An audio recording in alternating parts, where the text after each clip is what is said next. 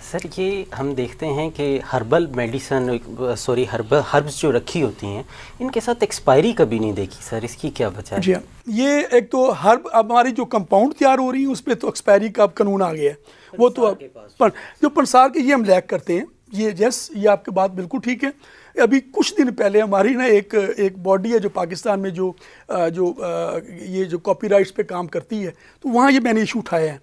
मैंने कहा ये आप ये दुनिया में कुछ कवानीन बनाने जा रहे हैं, जब आप कह रहे हैं कि ये हमारा ये रवायती चीज़ है, हमारी लोकल चीज़ है, तो इसके फुटप्रिंट पाकिस्तान से मिलते हैं, तो मेरे पास डाटा तुम्हारे पास है नहीं, ये कौन सी जड़ी बूटी किस इलाके में पैदा हुई, कब पैदा हुई, कब ग्रो किया, किसने ग्रो किया, ये हमारे पास डाटा कोई नहीं है।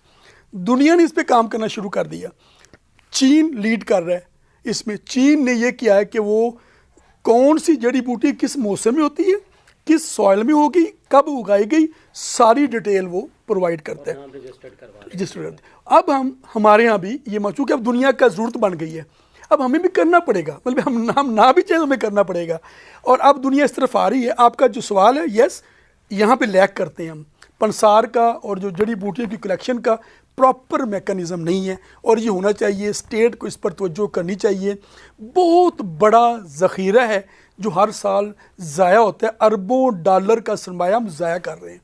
खुद रो जड़ी बूटियाँ दुनिया यहाँ से कलेक्ट करके ले जाती है और वापस हमें भेज देती है।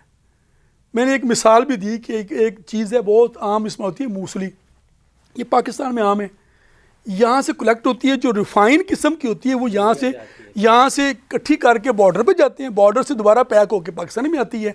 यहाँ से 5 रुपए की ले गए, वहाँ से 50 रुपए की आ गई, वही चीज़। तो एक्सपायरी सर, इनकी एक्सपायरी नहीं होती?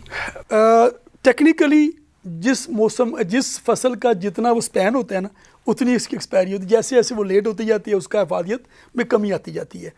इसका मैकेनिज़्म नहीं है ज़र, यस एक्सपायरी होती है, जैसे जैसे चीज़ पुरानी होती जाएगी उसकी हिफाजत कम होती जाएगी।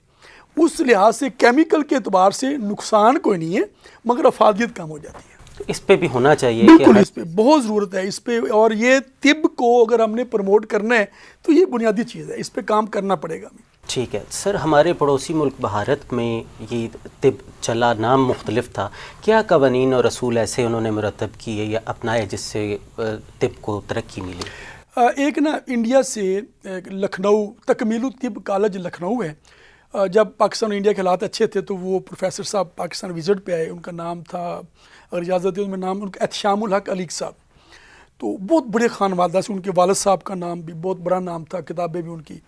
तो मैंने उनसे सवाल किया कि आप बताइए कि जो आपने मेरे साथ विज़िट किया, उन्होंने मुख्तलिफ शहरों पे गए, तो उन्होंने कहा कि पाकिस्तान में अगर तिब जिंदा है ना तो ये सिर्फ यहाँ के तबीब की वजह से है, और इंडिया में अगर तिब जिंदा है तो वहाँ की रियासत और स्टेट की वजह से है, हुकूमत की वजह से। ये इस बात में सारा जवाब है। रियासत वहाँ पे माँ के जैसा किरदार अदा करती है, वो इसको लोकल मेडिसिन समझते हुए, अपना लोकल एक ख़जाना समझते हुए उसे पूरी तरह प्रमोट करती है। वहाँ पे हॉस्पिटल्स में, वहाँ पे मराकज़ सेहत में जो पे स्केल एलोपैथिक डॉक्टर का वही वैद्य का और वही हकीम का है, उसकी वही एजुकेशन और सरकारी सतह पर कॉलेजेस और मामला आते हैं।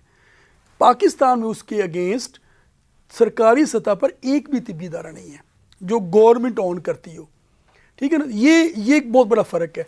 फिर उन्होंने दवासाजी के एतबार से उन्होंने क्या किया, अपने लोकल जो मेडिसिन थी वो 4-5 किस्म की थी, उसके लिए अलग मिनिस्ट्री बना दी, ताकि वो तासुब की वजह से जो इंटरनेशनल माफियाज़ हैं उनसे बचाने के लिए उन्होंने मिनिस्ट्री बना दी आयुष के नाम से, जिसमें आयुर्वेदिक भी है, यूनानी भी है, सिद्धा भी है, ठीक है, ये और होम्योपैथिक भी है, ये सारी चीज़ें उसमें शामिल हैं। उस मिनिस्ट्री के अंदर फिर इसके अलग अलग रिसर्च सेंटर बना दिए। इंडिया में यूनानी रिसर्च सेंटर है जो ये काम करते हैं, और कई यूनिवर्सिटीज़ के साथ उसका इलाक़ है। हम भी ये काम करने जा रहे हैं, हमारे भी यूनिवर्सिटीज़ चूँकि अब शुरू हो चुकी हैं, 25-26 साल से अब लोग PhD कर रहे हैं, तो कौंसिल भी ये काम करने जा रही है।